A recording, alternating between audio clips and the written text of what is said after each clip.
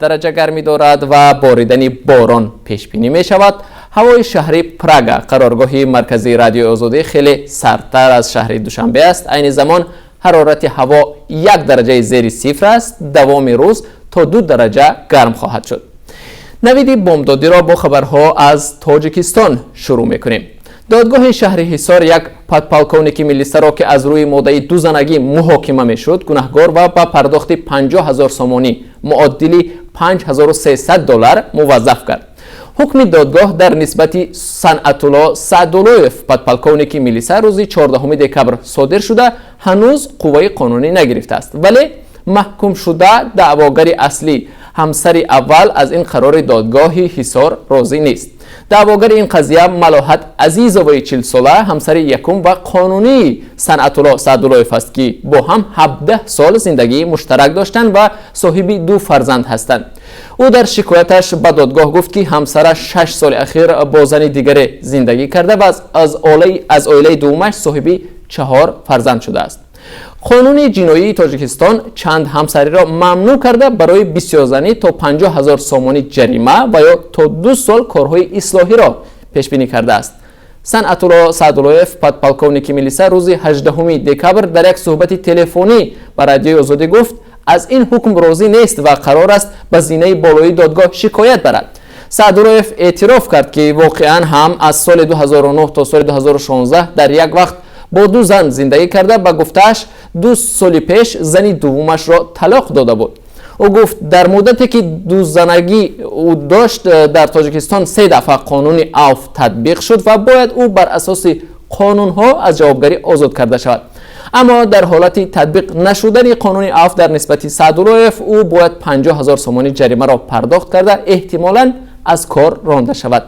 در این حالت به گفته خادم پلیس او امکان پرداخت الیمنت برای 6 فرزند نابالغ از 2 همسر را نخواهد داشت.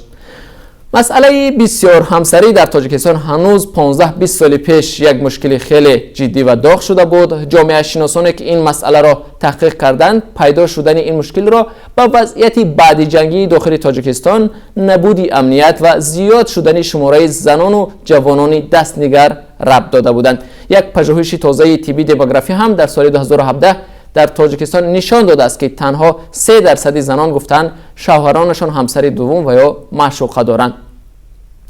رویم به خبر دیگر بیننده ارجمند. امروز در تمام کارخانه و مؤسسه های شهر و ناحیه های جمهوری نمایش فیلم مستند مرد راه که درباره رئیس جمهور امامعلی رحمان است شروع می شود.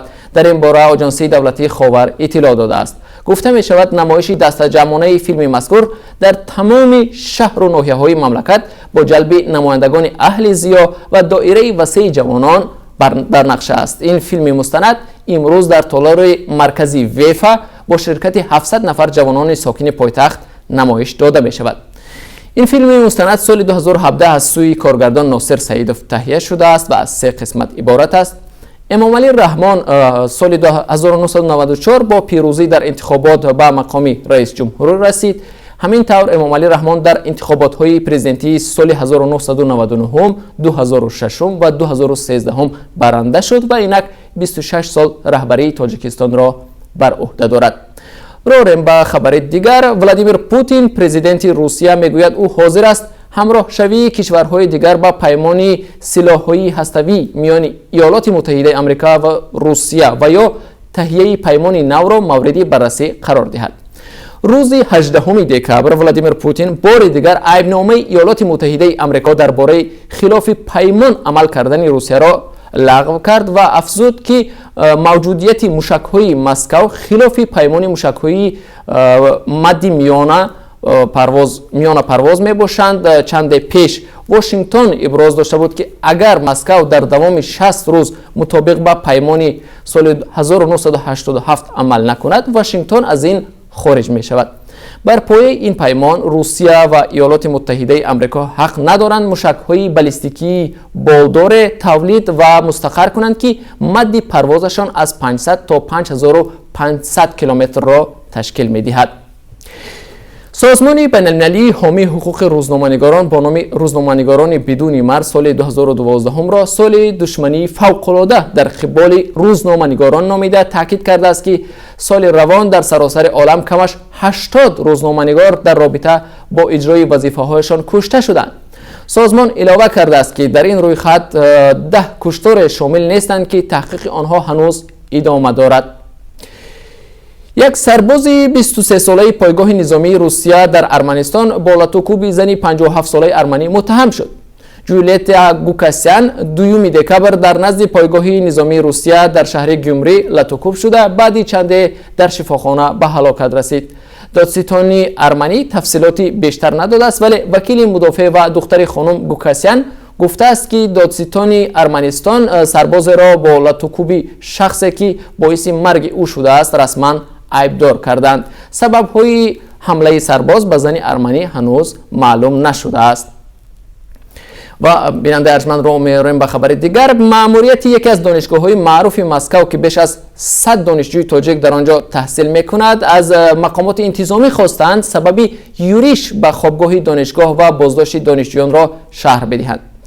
روز دوشنبه 17 دکبر ماموران وزارت امور داخلی روسیه و نیروهای مخصوص به خوابگاه دانشگاه دولتی گئولوژی و اکتشافی روسیه وارد شده ده‌ها دانشجو از جمله دانشجویان تاجیک را دستگیر کردند. سویتلانا لوچکو سخنگوی دانشگاه روز 18 دکبر در صحبت با رادیو آزادی گفت وابسته به تفتیش اتاق‌های دانشجویان مأموریت دانشگاه از وزارت امور داخلی شرحی رسمی طلب کرده است. او گزارش‌های مطبوعات روسیه را درباره مناقشه گروهی بین دانشجویان تاجیک و اینگوش رد کرد. از این پیشتر رسانه‌های روسیه نوشتند بعدی مناقشه گروهی از دانشجویان که عمدتاً تاجیکان و اینگوش‌ها بودند، نیروهای مخصوص و پلیس به خوابگاه آمدند، اتاق‌ها را تفتیش کردند و بعضی آنها از آنجا مواد مخدر و تفنگ پنوماتیکی یافته مصادره کردند. در گزارش‌ها آمده است که ماموران پلیس بعد شکایتی رسمی یک دانشجوی تاجیک به خوابگاه آمدند. گویا این دانشجو شکایت کرده است که دانشجویان اینگوش او را لطوکوب کرده و سمتش از تفنگ پنوماتیکی تیر انداختند. دانشگاه دولتی گئولوژی و اکتشافی روسیه با مؤسسه‌های تحصیلات عالی تاجیکستان همکاری دارد و 10 نفر از دانشجویان تاجیک هر سال به آن شامل می‌شوند.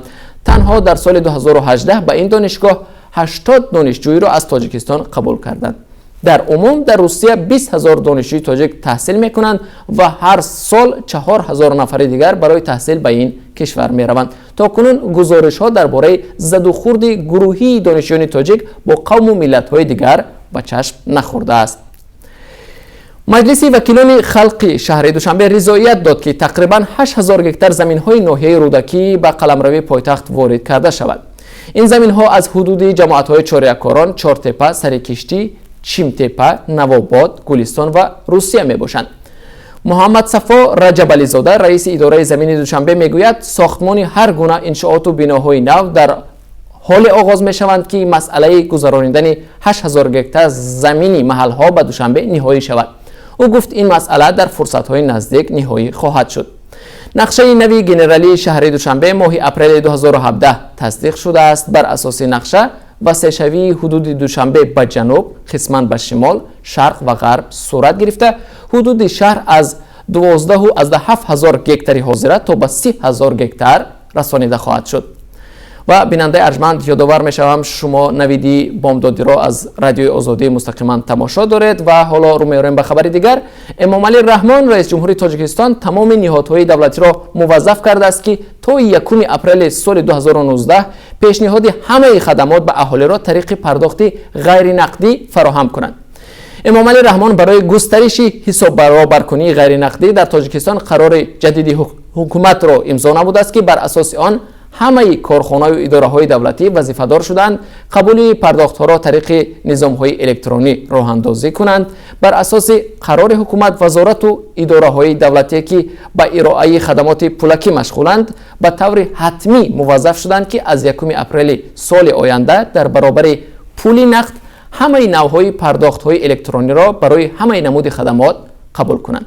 از جمله کمیته انداز و خدمات گمرکی تاجیکستان وظیفه‌دار شدند که حتما در برابر قبول پول نقد، پرداخت‌های غیر نقدی، انداز، جریمه фоизҳо ва боҷу пардохтҳои дигарро тариқи низомҳои электронӣ раҳандозӣ намоянд. ҳукумати тоҷикистон ба вазоратҳо, кумитаҳо ва корхонаҳои давлатӣ дастур додааст дар ҳамкорӣ бо Бонки Миллии Тоҷикистон то 1 марти соли оянда ба ҳукумат чораҳои мушаххасро барои ҳавасмандкунии соҳибкорону шахсони ҳуқуқӣ ба ҳисоббаробаркунии ғайринақдии электронӣ пешниҳод намоянд. бар асоси ин қарори ҳукумат ниҳодҳои давлатӣ инчунин муваззаф шуданд барои маҳдудкунии марҳила ба марҳилаи ҳисоббаробаркунии нақдӣ пешниҳодҳои мушаххас ироа кунанд то ҳаҷми пули нақд дар гардиш кам карда шавад. бинандаи арҷманд хабаре дорем аз Русия. Бар асари фурӯ рафтани боми оҳану бетонии корхонаи яхдонбарорӣ дар шаҳри Дзержинский вилояти Москав 2 нафар шаҳрванди Тоҷикистон ҷароҳат бардоштанд. ҳодиса субҳи 17 декабр рух додааст. бар асари фоҷиа 3 нафар ба ҳалокат расида, 14 тани дигар ҷароҳат бардоштанд. 6 захмиро ба бемористон бурданд. ҳар се ҳалок шуда номҳои славянӣ доранд, вале дар байни 6 нафари бистаришуда 2 нафараш Муҳаммад Садулоев ва Муҳаммад Шариф Камолов шаҳрванди Тоҷикистон буданд. видеои чӣ гуна фурӯ рафтани боми коргоҳи ширкати Техногрупп дар расонаҳои Русия нашр шудааст. боми коргоҳи тавлиди яхдонҳою вентиляторҳои ширкати Техногрупп дар шаҳри Дзержинский вилояти Москав 17 декабр соати 9:55 фурӯ рафт. бинобар иттилои муқаддамотӣ боми коргоҳро қабати гарм мепӯшониданд ва боми бино ба вазнинӣ тоб наоварда ҳангоми анҷоми корҳои тармимӣ фурӯ рафтааст. Олга Вради, сухангӯи раёсати тафтишоти вилояти Москав, гуфт дар робита ба марги 3 коргар парвандаи ҷиноятӣ оғоз шудааст. Полиси кишвари Литва як гурӯҳ мошиндуздонро дастгир кард, ки бо рабудани мошинҳо дар Литва ва кишварҳои дигар муттаҳам мебошанд. онҳо аксаран мошинҳои BMW ва Мерседесро аз Олмон ба Тоҷикистон интиқол медоданд. бар пояи иттилои торнамои Делфи, афроди муттаҳам мошинҳоро аксаран ба кишварҳои Шарқ, хусусан ба Тоҷикистон интиқол медоданд. боздоштшудаҳо ҳамагӣ шаҳрвандони Литва ҳастанд. бинандаи арҷманд рӯ меорем ба хабарҳои варзиш. ширкати Формула 55 бар асоси овоздиҳии мухлисон гӯштигири шинохтаи тоҷик Хушқадам Хусравовро беҳтарин варзишгари соли 2018 эълон кард. Хушқадам Хусравов, ки имсол унвони қаҳрамони ҷаҳонро дар гӯштии самбо дар вазни то 62 кило ба даст овард, дар овоздиҳии Формула 55 ҷойи аввалро гирифт. ҷойи дуввумро гӯштигири дигари тоҷик Саид Ҷалол Саидов ва мақоми севум насиби варзишгар Зуҳро Холова гардид. маросими тақдими ҷоизаи варзишгари беҳтарини соли 2018 аввали соли нав доир мешавад.